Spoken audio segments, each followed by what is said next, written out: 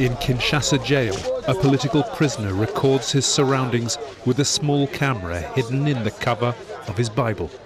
If he gets caught, he may be executed. As things stand, he is doomed to spend the rest of his life in prison, convicted on flimsy evidence of assassinating Laurent Désire Kabila, the former president of the Democratic Republic of Congo.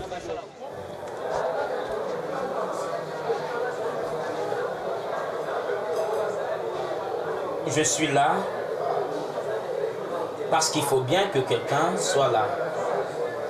Je suis là parce que il y a eu un crime qui a été commis, l'assassinat du chef de l'État. Or, un crime ne peut pas rester sans quelqu'un qui soit accusé de cela. Il ne peut pas y avoir de crime sans criminel. Je suis là parce qu'il faut que quelqu'un paye. Je suis là parce que on a jugé que la stabilité du régime était plus importante que la recherche de la vérité. Je suis là parce que il fallait très vite donner au peuple, qui c'est certain aimait beaucoup le chef de l'État, une réponse rapidement. Et voilà. Nous sommes 51 personnes qui sommes encore là à cause de ce dossier.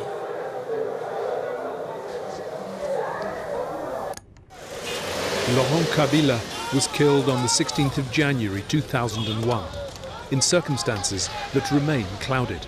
He is now portrayed as a martyr. The authorities regard his assassination as a closed case. But we have decided to reopen the file and conduct our own investigation.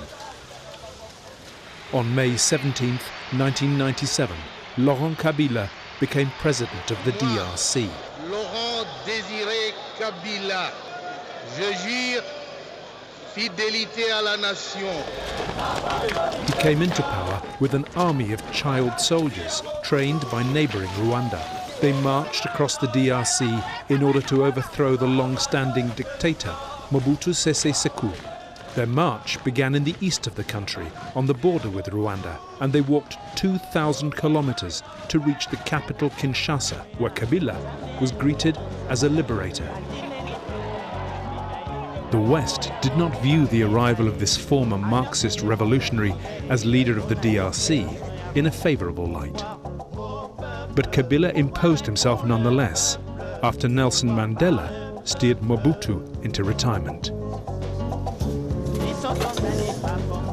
The new regime soon descended into chaos.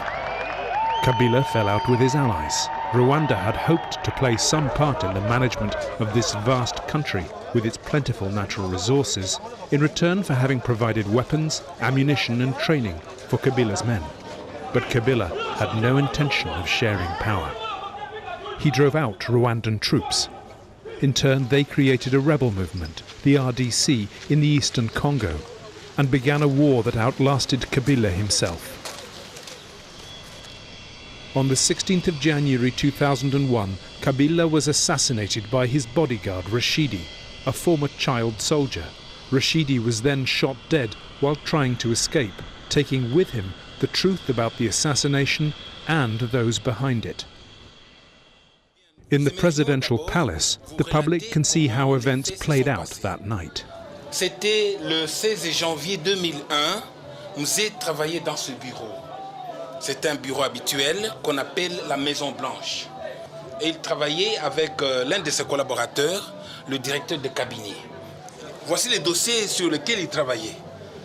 Et la paire de lunettes qu'il a portées ce jour-là, les stylos, tout ce qu'il a utilisé se trouve là. On n'a rien enlevé.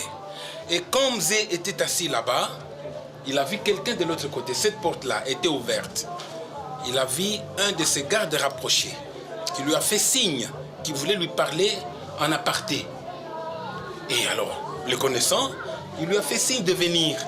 Il est entré juste à côté de Mzee.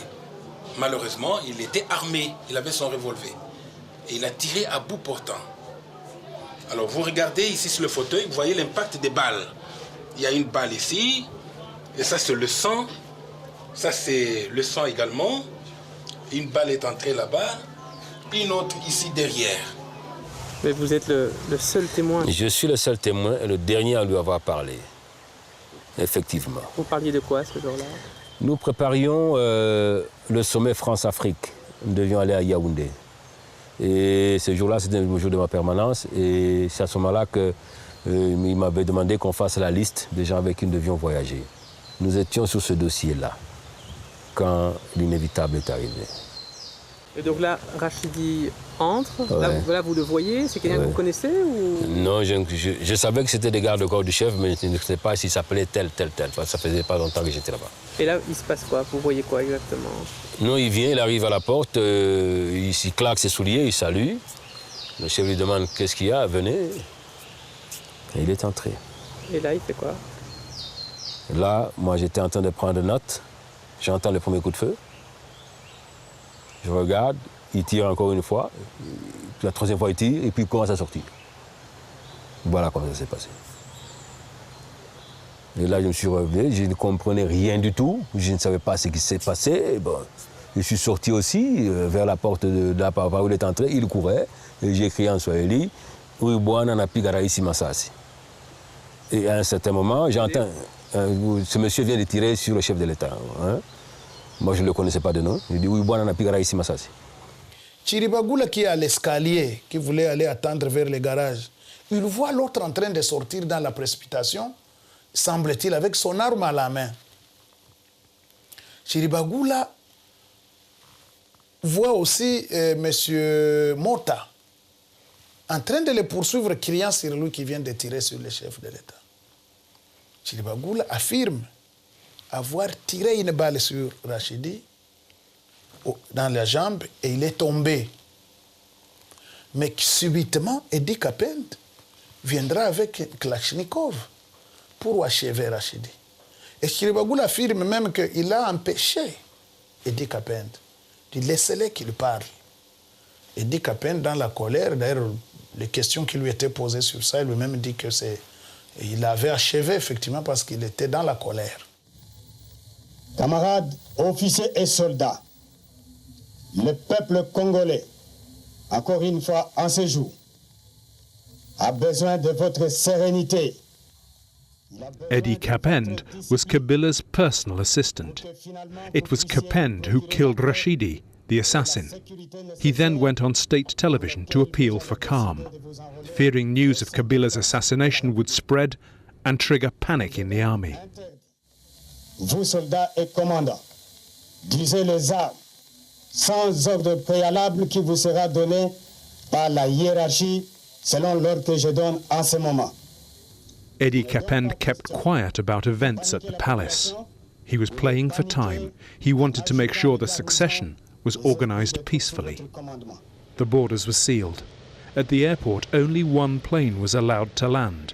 The flight bringing the president's son, General Joseph Kabila, back from the front line, summoned to Kinshasa to succeed his father. We had to act really fast to try to save the country. That was the purpose. We have to save the country. We decided that the principle should be that the politicians should not be part of, should not take over. We have to find somebody outside the council. We have to also to find somebody who was close to the president, and that was his son. Joseph Kabila was the least controversial choice. His appointment was also in line with Laurent Kabila's supposed wishes, as indicated to Eddie Kapend shortly before the assassination. At the state funeral, Eddie Kapend paid his last respects to his president and commander, Laurent Kabila, unaware that he was enjoying his last hours of freedom and that he would bear the brunt of the charge of assassination of the head of state. In 2002, the trial against Kabila's alleged assassins began. More than 100 defendants were in the dock. Eddie Kapend was the main suspect. Answering the charge of killing Rashidi the assassin, Kapend pleaded extenuating circumstances a fit of rage. Summary executions were common in the army. The punishment inflicted on Rashidi came as no surprise. But it was Capen's television broadcast the court was most interested in, construing it as a brazen attempt to seize power.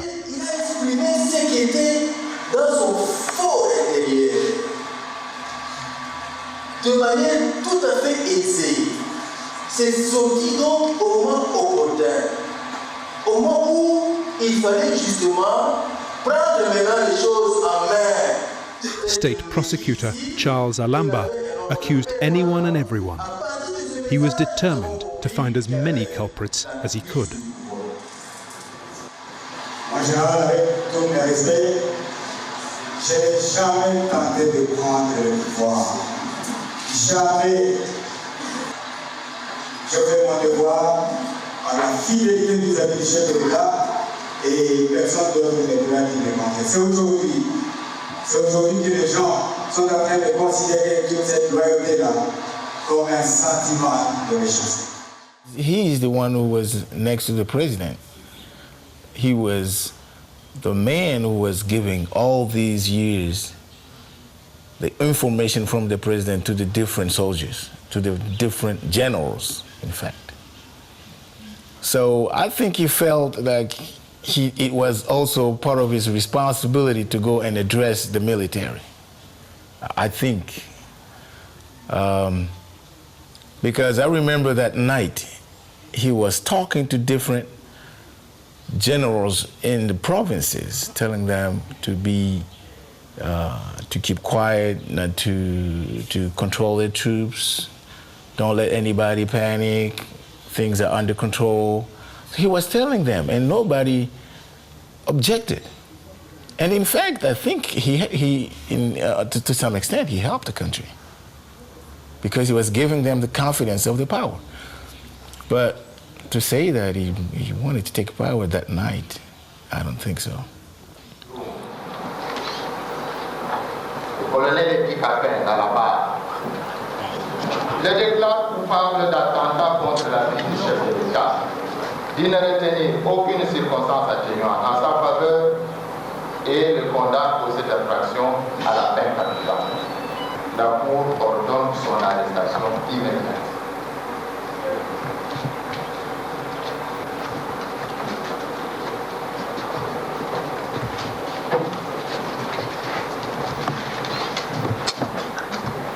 Photographe. Photographe. Caméraman. Allez-y rapidement. Caméraman. Caméraman. Caméraman.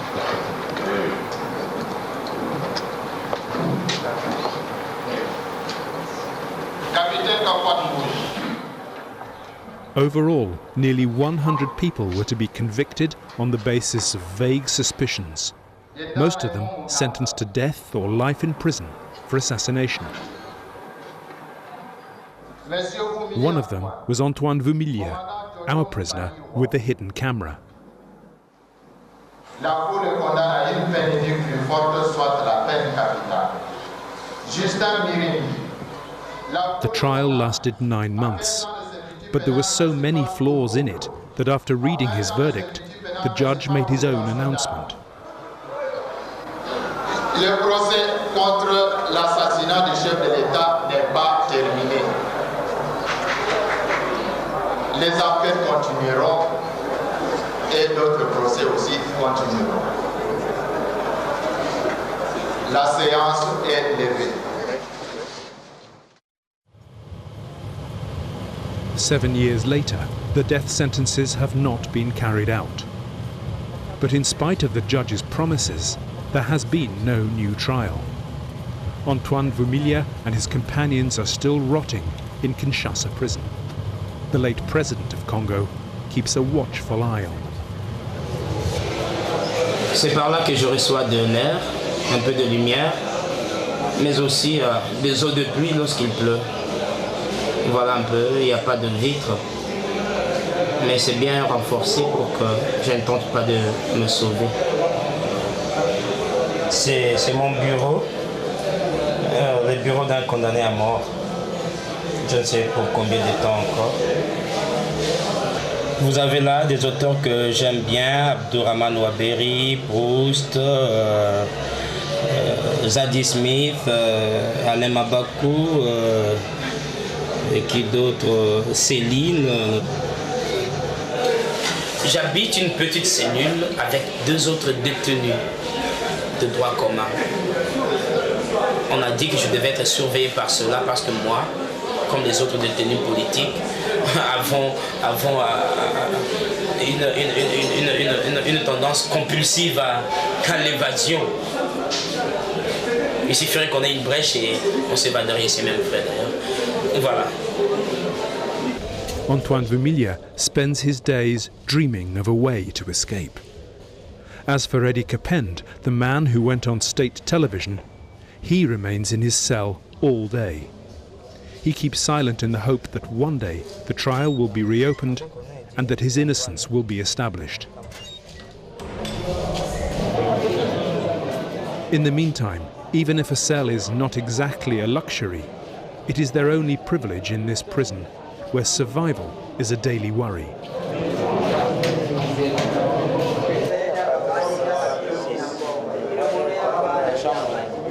In the Kabila case, some prisoners have died, others are still paying for a crime they did not commit.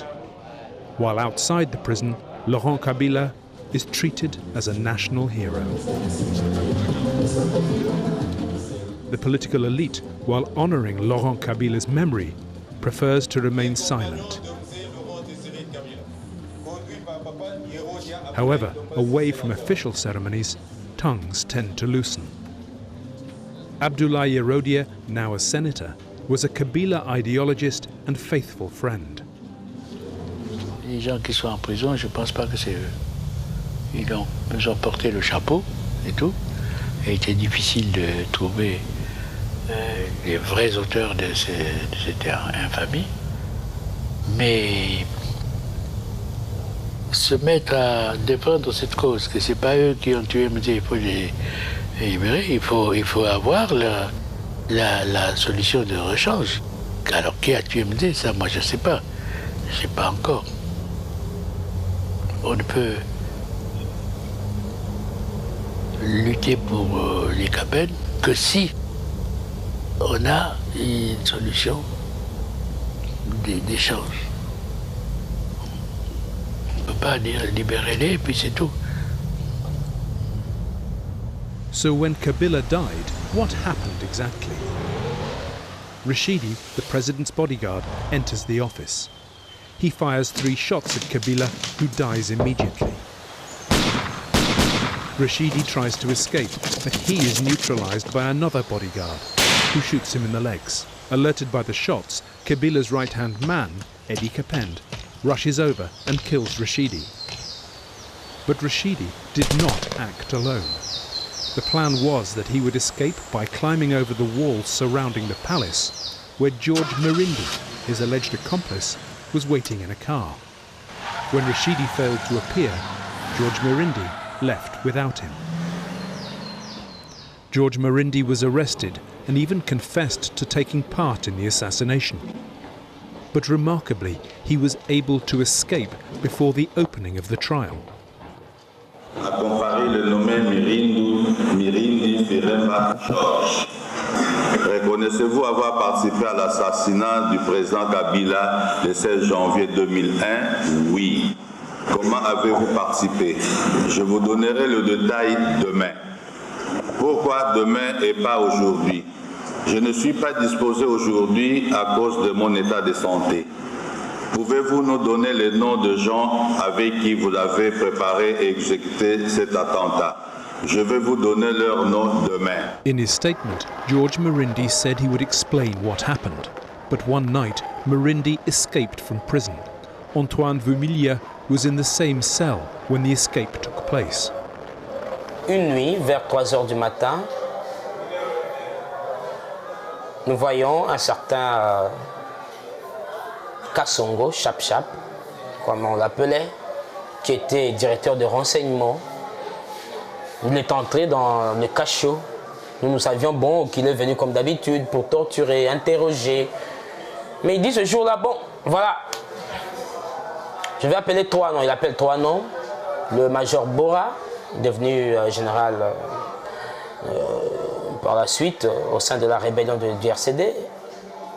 Il appelle le lieutenant Georges Mirindi, qui est devenu par la suite colonel. Il appelle aussi le lieutenant Bahati. Il dit, venez, je vais vous torturer, vous allez voir. Vous avez tué le chef de l'État, et patati et patata. Et à ce qui me semble, Bora était déjà prêt, savait qu'il allait partir parce qu'il était bien habillé avec un pantalon jeans, une chemise au-dessus. Et quand on l'a appelé, je l'ai vu mettre une salopette au-dessus et prendre une petite Bible glissée dans la poche derrière de son pantalon. Ils sont sortis de leur cellule. La porte a été ouverte, ils sont allés derrière la porte. Et nous nous sommes précipités tout près de la porte parce qu'il y avait des petits trous, des trous de serrure, pour voir un peu qu'est-ce qui se passait. Et ils parlaient, les 3, avec l'officier Chap-Chap.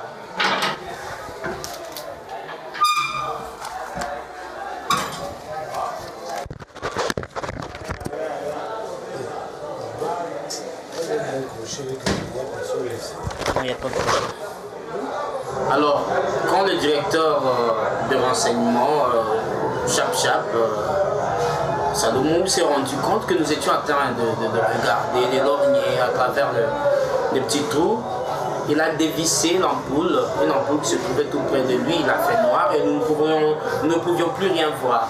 Et le matin, on dira que bon, voilà, ils se sont évadés. Those young people who were allegedly linked to the killing were arrested in time, and when we were busy doing other things, there was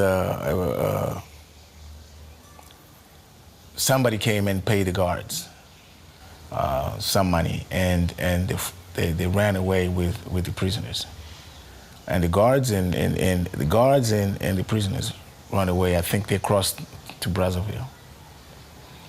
So those were signs that it was a big plot. They wanted to make sure that those guys disappeared.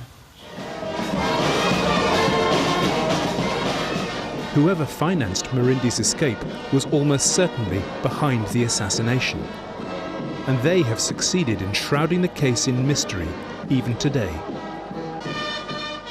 What was the motive behind the assassination?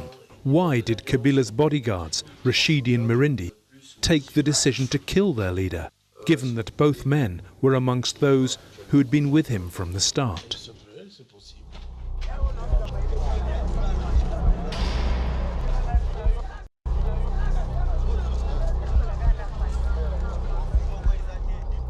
During the trial into the assassination of the Congolese president Laurent Kabila, the prosecution began to focus their attention on Commander Massasu, a Kabila loyalist who had marched across the country with him to Kinshasa. It was Massasu who recruited many of the child soldiers who helped sweep Kabila to power. Among them, Kabila's assassin Rashidi and his presumed accomplice, George Mirindi. But once in power, Kabila was afraid that Massasu's popularity might overshadow his own success. He had Massasu arrested and sent to the front line, where he hoped to have him discreetly executed. Antoine Ngalamalume was a close associate of Massasu. They were arrested together and after weeks of torture were sent to Pweto, where Massasu was executed. This was in November 2000, 2 months before Kabila's assassination. C'est un environnement d'enfer. Des carcasses de véhicules militaires calcinés, des restes de corps en décomposition, des matières fécales en putréfaction. C'est un désordre indescriptible. On est resté. On a amené des bêches, des pioches. Alors on s'attendait à ce qu'on vienne creuser des tombes pour nous. Ils ont débroussaillé, ils ont installé une tente. Le procès a commencé. C'est le fameux procès qui aboutit à la condamnation à l'exécution de Massassou. Et pendant le procès, on reproche à Massassou de vouloir renverser le pouvoir de Kabila. Massassou se met debout, il dit à tout le monde qui était devant là, mes relations avec Kabila ne dépendent pas de vous. Kabila, c'est mon père. Kabila, s'il est au pouvoir aujourd'hui, c'est moi qui l'ai voulu. Si j'ai des problèmes avec Kabila, ça se règle entre lui et moi, pas vous. Et il s'est tué. On est passé sur d'autres considérations. Et puis, le jour du prononcé, on le condamne à mort, on exécute. Voilà ce qui s'est passé. In Soweto, nature has reasserted itself. The spot where Massassou was buried is now covered with tall grass. With the killing of Massassou, Kabila was able to rid himself of a dangerous rival. But in the end, the execution backfired on him. Massassou's followers resented their commander's elimination. During the fighting, government soldiers sabotaged their military equipment and abandoned their positions, leaving the area in the hands of the rebels and their Rwandan allies. For Kabila, this was a complete disaster.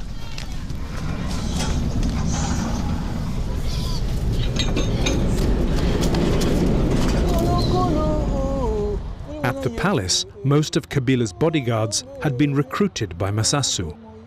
They too received the news of his execution very badly. The atmosphere around Kabila deteriorated, so much that his personal safety was undermined. During the trial, State Prosecutor Alamba attacked ordinary soldiers and civilians from the same region as Massassou.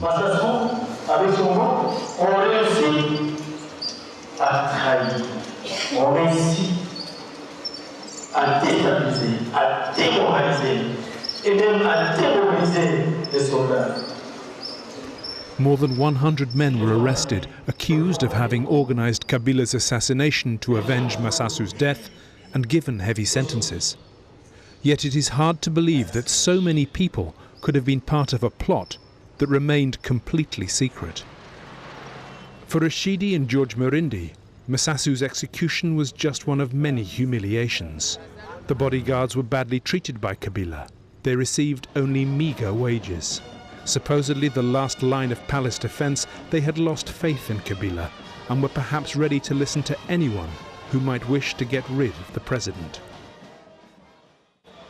One of George Murindi's contacts was Bilal Héritier, a Lebanese citizen with his own reasons for wanting to see the head of state change. Héritier was a wealthy diamond dealer with a business stretching across the DRC and with easy access to the presidential palace. Héritier negotiated his diamonds directly with Kabila. Kabila made his personal guards available to Héritier to escort and protect the precious packages. Under Kabila, Héritier's business flourished until the day the president changed the rules and set up a monopoly to provide funds for the ongoing war in the East. He banned all dealers from exporting diamonds and instead handed the trade over to one company, an Israeli firm, Idi Congo. This was in 2000, a few months before his death. Bilal Héritier was cut out of the lucrative market overnight, and by then he had already met George Murindi. Il y avait la guerre qui était toujours là. Il fallait payer les équipements, il fallait payer les militaires qui étaient au front. D'où devait venir cet argent-là? Donc il fallait développer des moyens pour y aboutir. Et ça, ce monopole était un de ces moyens-là. On vous donne accès à nos minéraux. En échange, vous nous donnez des liquidités équivalentes à l'accès que vous aurez. Et nous utilisons ces liquidités pour nos projets. On a dit à Idi Congo, tu nous donnes en liquidité 20 millions de dollars, nous te donnons ces monopoles pour 3 ans renouvelables, et puis nous voyons comment les autres aspects du contrat seront mis en application. C'était ça, faites le contrat. Nous avions comme projet de créer une police spéciale formés par les Israéliens. C'est ça le passage qui avait créé Emmanuel l'autre fois, qui avait pour but justement d'identifier les voies, les fuites là, et de les bloquer afin de maximiser les recettes qui entraient par des voies normales. Donc, au point de vue de ces monopoles, c'était ça, le projet. On the evening of the murder, after failing to pick up the assassin Rashidi, George Mirindi drove through Kinshasa and found refuge at Héritier's home, in this building, in the city centre. We can only speculate about what logistical help Héritier, the ruined diamond dealer, may have provided to George Mirindi and the other bodyguards. But late that night, the security services raided Héritier's flat. Both Héritier and George Mirindi had already gone. Enraged by their escape, the soldiers rounded up other people in the building, arresting 11 brothers, cousins and neighbours of Héritier who were present. Ils n'ont même pas interrogé, c'est incroyable. De toute façon, déjà avec leur camion, pour quitter la ville, pour arriver à Tsélé, là où les ont tués, il faut au moins 2 heures pour le camion pour qu'il arrive là-bas. Tu vois, donc ils les ont pris là-bas, ils les ont tués sur le mur, parce que tout c'était par derrière, quoi, tu vois. Ils ont mis tout le monde au mur, après ils ont tué. Ton frère avait quel âge? Donc il avait 22 ans. The 11 Lebanese citizens were summarily executed. By killing them, the soldiers lost any opportunity of discovering more about the diamond trail. During the Kabila trial, the soldiers involved in the death of the 11 Lebanese were prosecuted for murder. They all said they simply obeyed orders. Moi, j'étais au commandement général. Je suis allé faire un ordre militaire. Nous sommes en temps de guerre. En temps militaire, je suis allé faire mon travail. So where did those orders come from? The question was embarrassing because Joseph Kabila, at the time number 2 in the army, was the officer in command of these men. Would he have given the orders? Was he seeking to avenge his father's death? The court avoided going any further into an affair that might embroil the new president of the republic. The soldiers were given a death penalty. George Mirindi and Héritier were sentenced to death in absentia. They found refuge in Rwanda, then joined the RCD, the pro-Rwanda rebel group in eastern Congo. Their recruitment leads one to wonder about the role played by the RCD, and behind it, by Rwanda in the assassination of the head of state. Both had reasons for wanting to get rid of Kabila. The rebels wanted their share of power in Kinshasa, while Rwanda hoped to exploit the vast natural resources in the eastern Congo. So would they have used Héritier as an intermediary to push the discontented bodyguards to take action? But Rwanda was not the only foreign power interested in the DRC. The relationship between Kabila and the United States was difficult.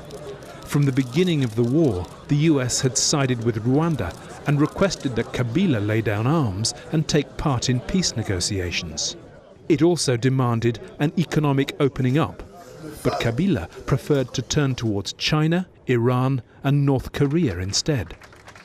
Would the United States also have favoured another man in power? In Kinshasa, the military attaché at the US Embassy was in contact with Kabila's disaffected bodyguards. Dans les poches de Rashidi abattu, mais des cartes de visite des diplomates américains vont être retrouvées dedans, dans ses poches. Avant l'assassinat, George Mirindi était déjà arrêté parce qu'en connivence avec des agents de renseignement de la CIA à Kinshasa. Il était déjà arrêté. Mais pourquoi on l'a gardé encore autour dans la sécurité du chef de l'État? Point d'interrogation. Il avait été libéré. Il était libéré à l'époque. Donc, il y avait beaucoup d'éléments qui les démontraient qu'ils étaient en rapport avec tout cela. Des militaires gardes du corps d'un président, des rapprochés, avec des cartes de visite des diplomates étrangers. C'est-à-dire qu'il y a des contacts privés qu'ils prenaient, en dehors des règlements qui devaient régir la sécurité rapprochée d'un chef de l'État. My thesis is those young people were manipulated by other forces. it was strange that the military attaché of the U.S. Embassy flew out of the country at the same time. And obviously left some of the traces linked to the group of the assassins. Strange. Business card. On the back, she wrote, "In case something happens to you, contact this person." And she left it with one of the guards. That was very strange. You found that business card? Yes, it was with the commission. So that's where my thesis is that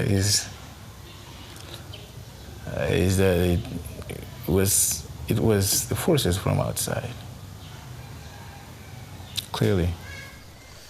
The military attaché at the US Embassy later told us she had contacts with the guards who were close to Laurent Kabila, but said the relationship was entirely innocent. I definitely had contact with a lot of people. I mean, my business card was everywhere. I don't have any recollection of meeting with Rashidi any time near the January timeframe. I'm a little bit vague on all of these guys. I'm sure we had beers together, you know. That was sort of the nature of things. By the end of Kabila's rule, people were queuing up for an opportunity to kill him. It is difficult to know who set things in motion first, or to know who was behind Rashidi's action. We tried to meet the soldiers who carried out the investigations at the time and who condemned the alleged assassins of Laurent Kabila. We wanted to see what they think about the case now. But in the Congo, things can change very quickly. Those who were accusers have now become the victims. A short time after the end of the trial, it was the turn of State Prosecutor Charles Alamba to be in the dock. Alamba made so many enemies that he himself fell victim of a plot, accused of a crime he didn't commit.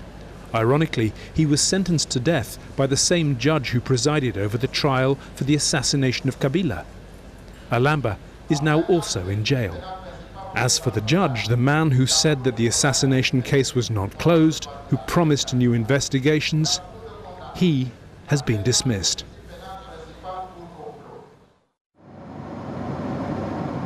Our last chance to get to the bottom of this case could be in Sweden. This is where George Mirindi, Rashidi's alleged accomplice, finally found refuge. Sweden, along with the whole international community, denounced the Kabila trial and took in all those who'd been able to escape. We were met by Congolese political exiles, retrospectively accused of also being involved in the assassination plot. They managed to escape in 2006 after spending years in detention. Là, vous êtes loin de chez vous, hein, c'est l'isolement? Ici. Mais on est mieux ici parce qu'on est loin du Congo. Pour venir me chercher ici, vraiment, tu dois te préparer. Hein, hein Zaïd? Quelqu'un voudrait venir vous chercher? Pour venir me chercher et me faire du mal ici. Vraiment, tu dois te préparer. Parce que c'est très loin. Toi-même, tu as vu que c'est très loin. C'est le bout du monde? C'est le bout du monde. Nous sommes à 45 km du cercle polaire du Nord. Hein? 45 km. Il y a des gens qui vous voudraient du mal, encore? Ça, c'est pas une question à nous poser. Expliquez-le. Kabila nous cherche, non? Nous, on l'a rien fait, mais lui a peur de nous. Il a peur de nous parce qu'il sait que... Maintenant, nous, on connaît beaucoup de choses sur lui. Today, exile has brought these political refugees together. Some have spent years in detention, but George Mirindi, allegedly the accomplice to Rashidi, the man who killed Kabila, escaped before the trial opened and has never had to answer to the charges brought against him. Even today, it is difficult to get him to talk about Laurent Kabila's assassination. Cette commission d'enquête a présenté, laquelle on a présenté des versions qui ont conduit à des doutes et à un flou là, politiser les procès suffisamment pour qu'il n'y ait jamais de vérité. Donc c'est pas facile. C'est pas facile d'avoir une idée. On peut juste lire la presse. Qu'est-ce que la presse? Pourtant pour nous c'est très clair. Rachidi a tué Kabila. Et Rachidi est sorti en courant. Si. Et puis il a été abattu par Chiribakoula, qui l'a tiré dans les pieds. Oui. Et puis ensuite, Idi Kapen est venu, il l'a exécuté. Mais Rachidi devait quand même avoir un plan de fuite qui n'a pas fonctionné. Et peut-être que vous étiez dans ce plan de fuite. On peut dire ça. On peut dire ça. Quand les gens veulent dire quelque chose, vous ne pouvez pas les empêcher de dire ce qu'ils veulent dire. Mais la vérité est autre. Rachidi Chiribakoula en tirant sur Rachidi. Chiribakoula n'a pas vu Rachidi tuer Kabila. Il a tiré sur lui, pourquoi? Parce qu'il a vu Mota courir et dire non, il vient de tirer sur le chef de l'État. Oui. Imaginons Mota. Si on peut imaginer que des balles viennent ici, si on sait les coups, ce que ça peut faire. Mota, un civil qui va courir derrière un militaire. Mota n'a même pas peur que cet homme-là qui vient de tuer, lui aussi on peut le tuer. Mota, il est qui ici pour qu'il puisse courir derrière quelqu'un? Chiribakoula avait entendu les coups de feu et il voit Rachidi sortir en courant du bureau. Oui, qu'est-ce qu'il pouvait ne pas dire à Chiribakoula que peut-être Rachidi courait pour une ou une autre raison? Est-ce que Chiribakoula a eu le temps de communiquer avec Rachidi?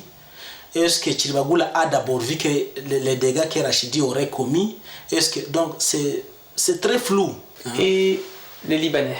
Oui. Héritier, Bilal héritier. Je m'attendais que ce genre de questions arrivent. Les Libanais. Héritier, je l'ai connu, effectivement. J'ai connu Héritier à l'ANER. C'est-à-dire quand, avant Georges Leta Mangassa, il y avait un certain Emile Kanyengele qui était chef de l'ANER. Alors, on a parlé, vous voyez le fils qui est en prison à Kinshasa, Mouranzi, Broume Fiston. Le rapport avec le Libanais, je ne comprends pas, on s'écarte, j'ai l'impression qu'on s'écarte un peu. Oui, non. La question c'est par rapport aux Libanais. On dit ce Bilal héritier. Pourquoi est-ce qu'on tue 11 Libanais le soir de l'assassinat? On dit que c'est un rapport avec un certain Bilal héritier qui travaille dans l'entourage du chef de l'État. Peut-être il peut avoir travaillé, mais moi je ne sais pas. Je ne sais pas. Chez Kabila, il y avait beaucoup de gens. No one can expect George Mirindi to acknowledge the part he played in the assassination. But his silence and his digressions must hide some part of the truth. Meanwhile, in Kinshasa jail, others pay for this crime. Il faut que la vérité soit restituée. Il faut que la vérité soit restituée. On ne bâtit pas un pays sur la base de mensonges. Lumumba est mort. On ne sait pas trop bien comment. Kabila vient de mourir. Il est mort aussi. On ne sait pas trop bien comment. Et comment un pays va se construire sans connaître la réalité sur son histoire? Moi, je crois que on est mal parti. On est mal parti. Très mal parti. Avec des cadavres enfouis. On ne construit pas un pays avec des cadavres dans les placards de l'histoire. On est mal parti. As Antoine Vumilia could not, we raised this issue with the President, Joseph Kabila. Monsieur le Président de la République, vous avez parlé de l'impunité, vous avez dit qu'elle ne pouvait plus prévaloir. Mais il y a des gens qui sont en prison, des personnes qui ont été jugées dans le cadre du procès de l'assassinat de votre père, un procès qui a été décrié par les organisations de droits de l'homme comme un procès inique. Parmi ces gens, il se peut qu'il y ait des innocents. Est-ce que, Monsieur le Président, vous avez l'intention de rouvrir ce procès un jour ou bien de prononcer une amnistie? Merci. Amnistie ou non, pour ceux qui ont été condamnés. Dans l'assassinat du feu, mon père, Laurent Désire Kabila. Écoutez.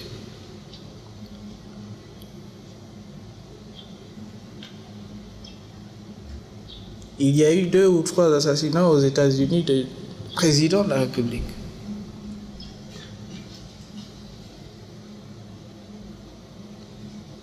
On a amnistié combien de ces assassins?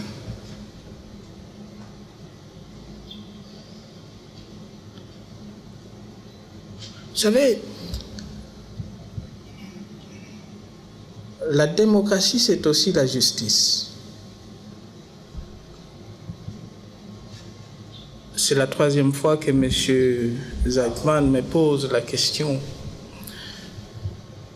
Et je lui ai toujours donné la même réponse. l'affaire se trouve entre les mains de la justice.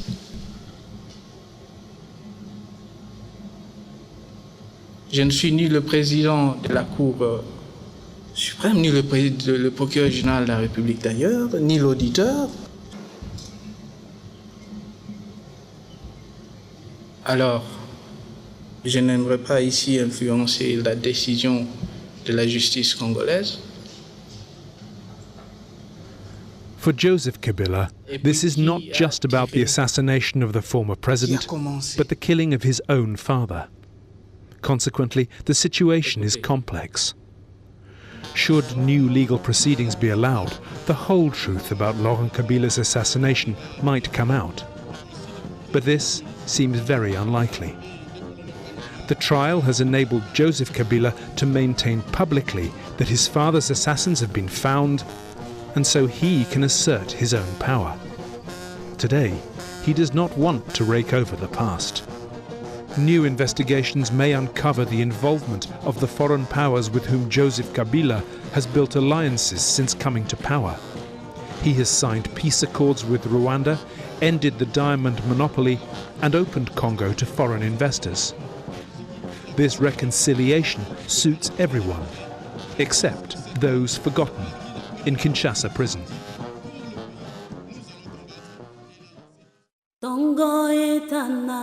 Butu einda Kembo na Zambe etondi mokili Zambe bolingo Zambe nanguya Bikera mubiso Tokumisa yawe Katine sengo Katina mpasi Tobelela yawe Abongi na nkembo